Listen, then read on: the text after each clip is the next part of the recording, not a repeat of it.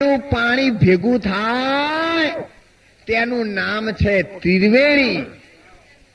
અને એ ત્રિવેણીના ઘાટમાં જે મનથી સ્નાન કરે છે તેના મનનો મેલ ધોવાય છે. ભૌતિક જગતની ગંગા, જમુના અને સરસ્વતી, गया, प्रयाग અને अलाहाबाद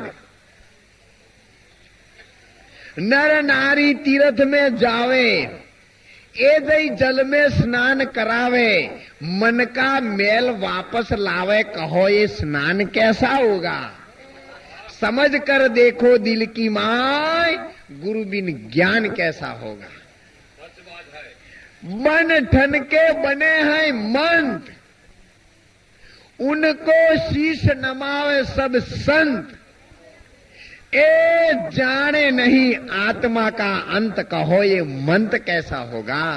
समझ कर देखो ए दिल की माय, गुरुबीन ज्ञान कैसा होगा. अंदर बोले बाओ बार बेरसी बोले, घट बोले बाओ सब घट बोले. तमे ज्ञानी जुओ ने विचारी. જે આ ઘટમાં બોલી રહ્યો છે સબ ઘટ છે, सब घट मेरे साहेब, कोई घट खाली नहीं. मैं वारी उन घट को जो घट में प्रगट होई. सब मूर्ति राम की, पण हरिगुरु संतों नो सत्संग અને સાચું દર્શન કરાવે એ કામ કી. શબ્દ શબ્દ બહુ ઓતરા, વચન વચન બહુ ઓતરા, કોક જ હીરા અને બીજા બધા. શબ્દ સાધના કીજે સંતો ભાઈ, શબ્દ સાધના કીજે. જેही शब्द में प्रगट राम है, सोई शब्द लिख लीजे. ए संतो भाई शब्द साधना कीजे. फक्त एक ज वचन थी 14 ब्रह्मांड रचाई गया है. फिर रचवापणु रह्यु नहीं. बनी बनाई बन गई और बनने की नहीं. हमें कशु बने एवं नहीं. जेदी जामो जामियो तेदी माप्या माप. લખણ હારો લખી ગયો, આણ વરત અને લાભ. કોઈ નથી કહેતા, કહેવત છે ને એક જૂની કે ભાઈ સઠ્ઠી ના લેખ, સઠ્ઠા દાડે લેખ લખવાય છે તો પછી બીજા દાડે મરી જો અહીંયાના કોણ લખે છે? જો સઠ્ઠા દાડે લેખ લખાતા તો આખી દુનિયામાં 100 દાડા પહેલા કોઈ મરે નહીં. લખાયા પછી જે થવું એ થાય. પણ આ તો 1 કલાકમાં તરત મરી જાય છે. માટે સઠ્ઠી ના લેખ કઈક બીજા હોવા જોઈએ. અને એના માટે પ્રીતમ સાહેબે કહ્યું છે 6 ચક્ર શેદી ચડે કોઈ નર માળે. એ આ જીવતના જોખમ ટાળે અને 7મી ભૂમિકાને ભાળે. અને 7મી ભૂમિકાને કોણ જોઈ શકે? અરે આંસા ગઈ તી સદગુરુજી ના દેશમાં.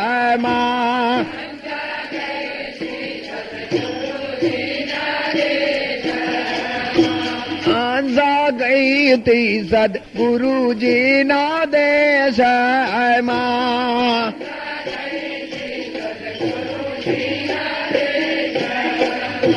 જ્યાં છે જળ તો દીનો પરગાસ, આગમાં ઘરે જઈ ચાડી રે. જ્યાં છે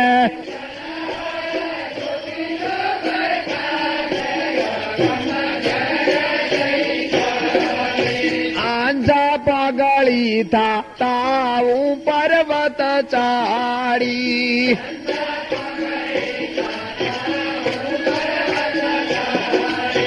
નૈયાલાલ કી જય. ત્રિવેણીમાં વસે છે સુરતી. એની તમારા જેવી છે મૂર્તિ. એને ઓળખશો તો કામ થશે સિદ્ધ પૂર્તિ. એ ઉડીને જાય છે આકાશ, એનો રાખ્યો છે ત્રિવેણીમાં વાસ, અને એ છે આત્મા તણો પ્રકાશ. આ દમ કો ખુદા મત કહો, આ દમ ખુદા નહીં, लेकिन खुदा के नूर से आदम जुदा नहीं. देह का बीज जल है और जल का बीज वाह मीन्स पवन.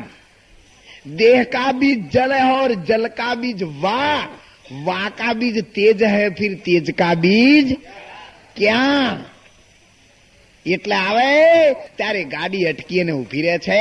અને માટે શંકર મહારાજે કહ્યું છે કે જે સુરતા આકાશ માર્ગે ચડે છે, 10મા દ્વારે ચડે છે, નાભી કમલ से चली मोरी सुरता, सुन शिखर गढ़ हुआ घन घोर दौर लग रही.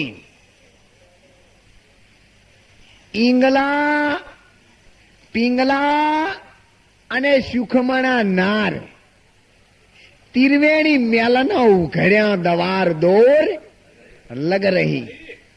જ્યારે સુખમણા એના ઘરમાં આવે અને એ વખત જે વચન પરમાત્માના નામનો થઈ જાય છે, એ આ જગતમાં અમર નગરથી બુંદ ખરે તબ ભગત નામ ધરે. એ નરક વાસના છોડીને ન્યારો રહે, એ અમર લોક ને વરે. બેની એડા એડા સાધુડા કોઈ મળે, જેને દેખી અને અમારા નેણ ખરે. અને એટલે સંતોએ કહ્યું છે, અંસા નિશ્ર કનૈયા. અને જ સંતોએ કહ્યું છે કે આદુના નર નારી એવા હતા, એક આસને પોઢતા, કર્મ ધર્મમાં કઈ ન જાણે, અને જેને નજરના ફાળ લાગતા. અને એ જ ભૂમિકાને યાદ કરતા મહાભારત વડવેધનમાં આપણને સાબિત કરીને સમજાવે છે કે જયારે અનેક યોદ્ધાઓના હાથમાં વડવેધન માટે ધનુષ અને બાણ આપવામાં આવ્યા, ત્યારે બધા જુદા જુદા માણસોને જુદા જુદા રંગ લાગવા લાગ્યા. પરંતુ જયારે અર્જુનના હાથમાં બાણ આવ્યું, ત્યારે એને ફક્ત એક જ કહ્યું તું દ્રોણ ગુરુને કે ભગવાન, મને પંખીની આંખની કીકી સિવાય બીજું કઈ દેખાતું નથી. ત્યારે તરત જ દ્રોણ ગુરુએ એને આશીર્વાદ આપ્યા હતા કે બેટા, આ કામ છે એ તારાથી થઈ જશે. કારણ એનું રિપીટેશન આપતા વ્યાસ વલ્લભ દાસે મહાભારતમાં ફરીથી કહ્યું છે કે જયારે દ્રૌપદીના માટે સંયમવર રચવામાં આવ્યો ને, ત્યારે જે મચ્છવેદ માટે સ્તંભ ઉભો કર્યો હતો, એના તળિયે આજુબાજુ ચારે બાજુ પાણી ભરેલું હતું. બરાબર વચ્ચે બે તરાજમાં હતા. માછલી એની ટોચ ઉપર હતી. પાણીના વજમાં થઈ અને બંને તરાજમાં આવવું પડે. જો આ તરાજામાં પગ મૂકે તો ઓલ્યું નમી જાય.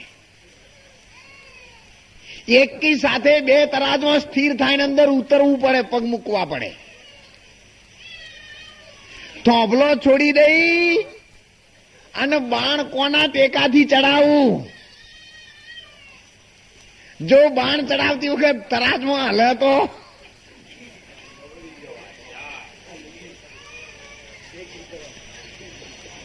અને એ સમયે ઉપર માછલી ગોળ રાઉન્ડ ફરતી હોય અને એની જમણી આંખ વીંધવાની છે. પણ ક્યાં જોઈને? ભક્તિનો માર્ગ સૌથી સહેલો અટપટું છે એક એમાં. સાચા સદગુરુ જો મળે તો જ્યોતિ પ્રકાશે તેમાં. પણ ધનુર્વિદ્યાના જેવી ધારણા અઘરી જોણજો એમાં. નીચે તાકે અને ઉપર વેધે ખરી ચાતુરી છે તેમાં.